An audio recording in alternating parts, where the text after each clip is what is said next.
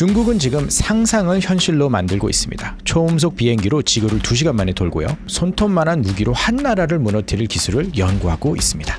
오늘은 얼마 전 화제가 된 KBS 다큐멘터리 인재전쟁 2부작 공대에 미친 중국, 의대에 미친 한국을 기반으로 중국의 질주 그리고 한국이 맞이한 위기를 이야기해 보겠습니다.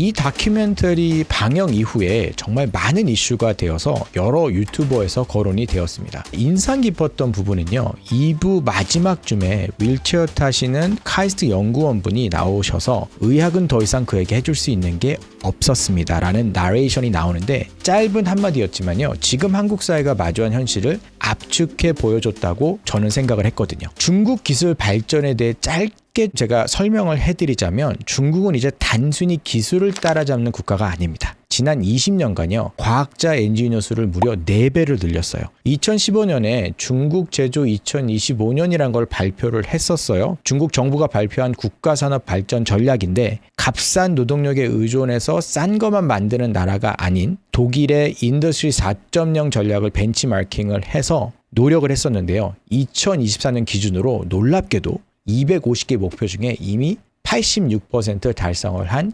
상태입니다. 이게 로리움 그룹이라고 하는 올해 5월 5일 리포트죠. 제가 250개라 하는데 260개였습니다. 260개 중에 벌써 86%를 이미 달성을 했다는 거죠. 그 섹터 중에는 뭐 여기 보시면 이제 EV라고 해서 Electrical Vehicle, 전기 자동차, 그 다음에 Renewable Energy, 재생에너지죠, Robotics, 바이오파마스티컬까지 의료죠. 신약 개발하는 그런 부분. 그러니까 꽤 많은 발전을 이미 이루었다라고 할 수가 있겠죠. 자, 그러면 이거의 원동력이 뭘까요?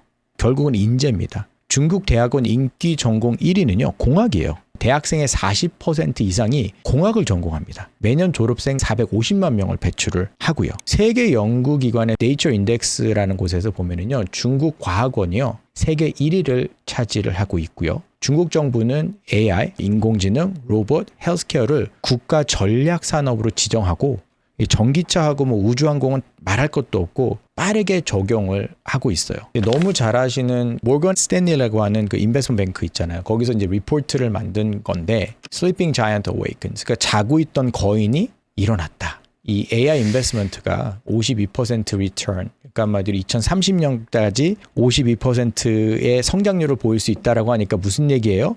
중국에 투자라는 거죠. 이미 전략적으로도 정부에서도 밀고 있는 데다가 외국 자본이 같이 들어오면 어떻게 되겠습니까? 훨씬 더 성장률이 빨라진다는 거죠. 경제 기여도도 상당히 눈부십니다.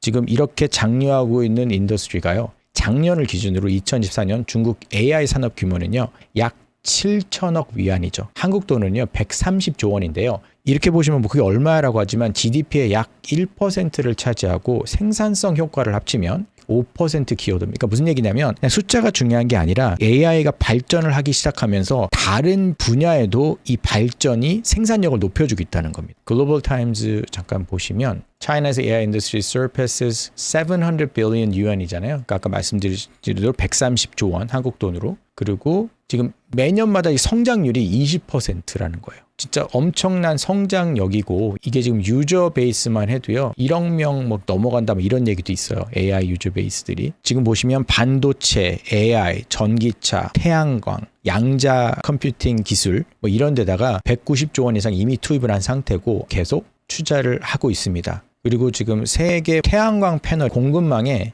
80에서 95%를 중국에 생산하고 있고 저희가 강했던 배터리도요. 지금 세계 점유율이 50% 이상을 차지하고 있어요. 그러니까 인풋하고 아웃풋이잖아요. 인풋을 그렇게 넣으니 아웃풋이 나올 수밖에 없는 거죠. 거의 요즘은요. 시장을 점유하고 있다고 할 정도로 공학 쪽에서 대단한 성과를 이루고 있습니다. 한국이 주도하던 업계들에서 중국이 많은 성과를 이뤄낸 거는 되게 씁쓸한 얘기죠. 한때 값싼 제품만 쏟아내던 세계 공장 중국은요. 이제 최첨단 산업을 선도하는 강국으로 변모를 하고 있습니다. 여기에 원동력이 된 게 인재라는 거예요. 공학을 장려하고 공학 공부를 한 그 인재들이라고 할 수 있는 아니 뭐 노동력이라고 할게요. 일단 노동력이 있어야 개발할 거잖아요. 그러면 중국은 오케이 여기서 이렇다 치고 북미는 어떨까요? 북미는요 최근 5년간 STEM이라고 하는데요. 이게 뭐냐면 Science, Technology, Engineer, Math. 이거 한꺼번에 발음하시면 쉽지 않아요. 저도 30년 걸렸습니다. 자, 이 STEM 직업은요 무려 31% 성장을 했어요. 이 분야의 직업군이 미국에선 최근 5년간 31% 성장을 했습니다. 컴퓨터와 공학 분야는요 앞으로도 10에서 13% 이상의 고성장이 기대가 된다라고 지금 얘기를 하고 있어요. 미국의 고등학생 중 연간 약 한 4%만 공학을 전공을 하게 됩니다. 그 숫자는 한 12에서 14만 명인데 요건 항상 꾸준하거든요. 매년마다. 여러분들이 잘 아시는 스탠퍼드하고 MIT 그 외에도 많은 미국의 좋은 뭐 칼텍이라든지는 공대들이 있는데 한국 분들도 많이 가지만 인도하고 중국에서 미국으로 굉장히 많이 유학을 갑니다. 이 유학을 왔던 수재들도 북미에 정착을 해요. 공대 진학을 선호하는 이유가 단순히 그냥 안정된 직장이 아니라 사회적인 존경 또 실질적으로 고용에도 연관이 되고요. 그 다음에 성장 전망이 꾸준히 뒷받침을 하고 있기 때문에 공대를 굉장히 선호를 합니다. 이런 수재들이 공대를 갈 수밖에 없는 이유가 되는 거죠. 미국도 엔지니어 수요가 더 늘어나고 있기 때문에 더 많은 학생들이 엔지니어를 가야 된다는 게 어떤 좀 미국의 전체적인 이유인데요. 여기도 보면 지금 스템 쪽에 쇼리지가 있다는 거예요. 뭐 리서치 디벨롭먼트 쪽에 여기 보시면 3에서 4% 그다음에 하이스쿨 그래듀에이트이 아까 말씀드린 대로 매년 12에서 14만 명. 근데 그 밑을 내려가진 않잖아요. 전체 보시면 2011년부터 뭐 이건 좀 2021년까지 오래된 자료긴 하지만 10몇만 명을 내려간 적은 없거든요. 그러니까 그냥 어느 정도 적정 수준에서는 항상 간다는 건데 그도 그럴 것이 미국 인구가 폭발적으로 늘어나거나 줄어들지 않잖아요. 그러면 미국에서 내수에서 필요한 인원은 항상 어느 정도는 수요와 공급을 맞아주고 있다는 거죠. 수요가 늘어나고 있는데 공급이 부족하다? 그러면 더 많은 연봉으로 연결이 되겠죠. 제가 최근에 들은 거로는 저도 AI 스타트업에 관심이 많아서 연구도 하고 그쪽으로도 저도 뭐 일을 하고 있는데 얼마 전에 그 메타의 페이스북의 저커버그한테 인터뷰에서 너 실제로 $1,000,000 연봉을 주면서 엔지니어 데려간 적 있냐 했더니 실력과 디맨드에 따라서 상당히 높은 연봉을 주고 엔지니어들을 데려오고 있어라고 얘기를 했던 걸로 제가 인터뷰 최근에 봤거든요. 캐나다에서도요. 향후 10만 명 이상의 엔지니어 수요가 예상이 됩니다. 그 온타리오주라고 하는 가장 인구가 많이 사는 곳에서도요. 매년 수백에서 1,000명까지 신규 채용이 엔지니어들은 필요하고요. 컴퓨터 쪽만 생각하시면 안 되고 케미컬이라든지 여러 다른 분야 바이오메디컬 엔지니어링 많은 부분의 엔지니어들이 캐나다에서 어느 정도의 수요가 예상된다라고 얘기를 하고 있어요. 향후 10년간 10만 명 이상의 엔지니어가 필요하다고 하는데 가장 많이 필요한 거 보시면 알버타에서는 architectural이라든지 engineering related services 그래서 꾸준한 디맨드가 전체적으로 많이 있다라고 보시면 될 것 같아요. 그래서 전망이 나쁘지는 않다. 북미들과 중국에 대해서 말씀을 좀 드렸잖아요. 한국은요, 여러분들 너무 잘 아시겠지만 상위권 인재들의 대부분이 의대에 몰리고 있습니다. 사회적으로도 공대생들에 대한 우대가 그렇게 높지는 않아요. 공돌이라고 하는 단어들 들어보셨을 거고 한국에서는 의사에 대해서 조금 더 높게 쳐주는 경향이 없지 않아 있잖아요. 자, 결과는요. 되게 극명하게 보여집니다. 한국의 AI 산업은요. 2025년 약 3.4조 원 규모예요. 중국의 40분의 1 수준입니다. GDP에 기여한 것도요. 최근 2년간 1포인트 남짓에 불과해요. 그러니까 되게 미미하다는 거죠. 근데 이게 뭘 뜻하냐면 아까 제가 말씀드렸죠. 중국은 GDP의 1%인데 파급력이 5%까지도 높아진다는 거예요. 그러니까 AI가 기술 개발이 되고 거기에 로보틱스까지 더해지면서 효율성을 높여줄 수 있는 반면 한국에서는 이 AI 산업에 대한 어떤 발전이나 기여도가 되게 적다는 거잖아요. 인베스트코리아라고 하는 코트라에서 운영하는 사이트 저기 보시면 지금 전 세계의 경쟁력에 비교해서 한국이 어떻게 하고 있냐라고 보시는데 아까 제가 말씀드린 것처럼 3.43 트릴리언이라고 해서 지금 3.4조 원인데 한국도 꾸준히 늘어서 이제 12.1%를 2024년에 비교해서 더 투자를 했지만 규모 자체가 중국에서 투자하는 거에 40분의 1 수준밖에는 안 된다는 겁니다. 자, 이러한 노력은요. 결과에 극명한 차이를 보여줍니다. 미국은요. 여러분들 잘 아시는 뭐 스페이스X, 오픈AI, 뭐 스트라이프, 엔트로픽 같은 전 세계 무대를 이끄는 유니콘 기업들을 수백 개를 탄생시켰고요. 중국 정부는요. 정부 주도하에 전략적 투자를 해서 이 유니콘을 대거 육성했습니다. 도대체 유니콘이 뭐야라고 생각을 하실 텐데 기업 가치가요. 미화로 $10억 이상인 비상장 스타트업을 말합니다.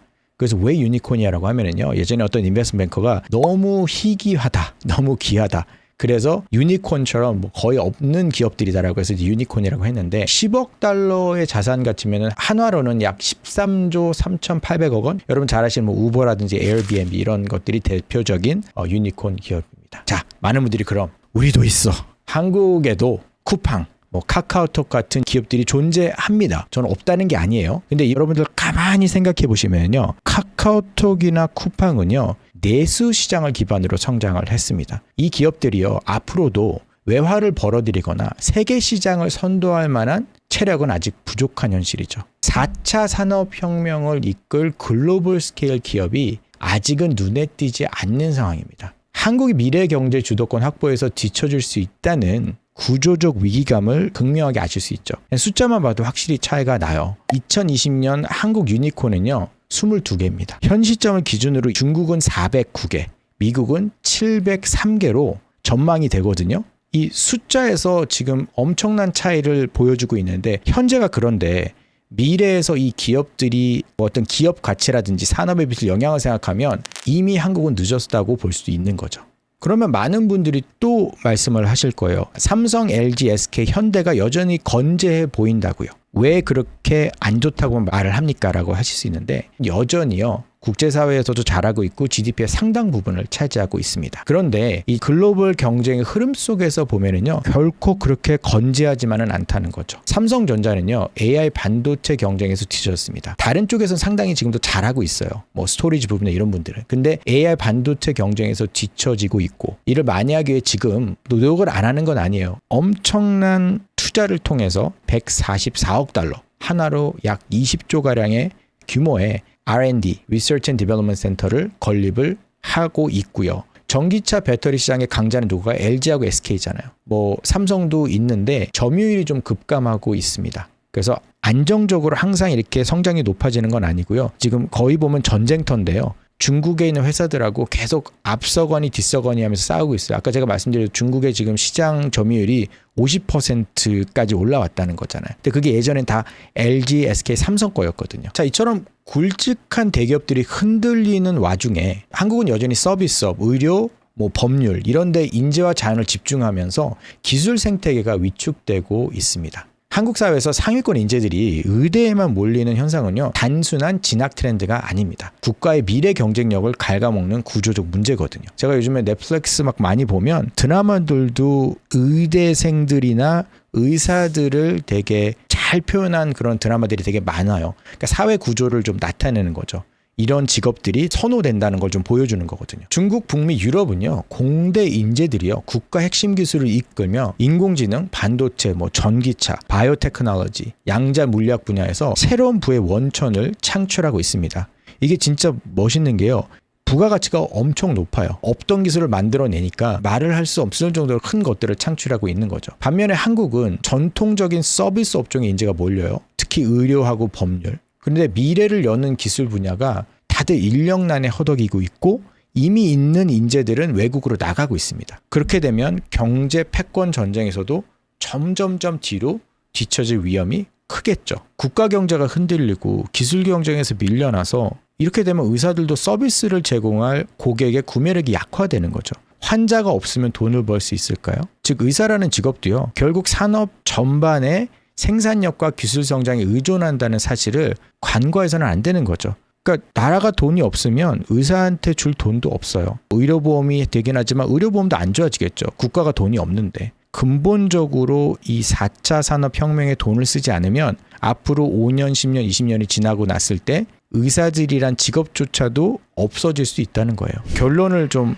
내면 좋을 것 같습니다. 30년 전 한국은 세계 최초로요, 자율주행차를 만들며 기술 강국의 꿈을 키웠습니다. KBS 다큐멘터리에서는 지금 중국이 기술 강국의 꿈을 현실화하는 그 사이에 의대 쏠림을 반복하는 한국 사회에 의미심장한 메시지를 남기면서 다큐멘터리는 끝을 맺습니다. 사실 개인적으로는요, 뭐 의과대학이냐 공과대학이냐 하는 어떤 한쪽만 정답이라고 말하기는 좀 어려울 것 같아요. 하지만 확실한 거는요, 지금이 바로 그 길을 다시 고민해야 할 순간이고, 이제는 할 수 있느냐 없느냐에 따라서 나라의 경제가 망하느냐 앞으로도 승승장구할 수 있느냐가 결정이 되는 그런 어떤 분기점에 있어요. 우리 아이들의 미래, 한국이라는 나라의 존속을 결정할 미래, 이 막중한 책임감을 덜어주기 위해 우리는 어떤 결정을 내려야 하는가에 곰곰이 생각해봐야 할 시기가 아닌가 싶습니다. 오늘 영상도 시청해주셔서 감사하고요. 좋아요, 구독 꼭 잊지 마시고 저는 다음 영상으로 찾아뵙겠습니다.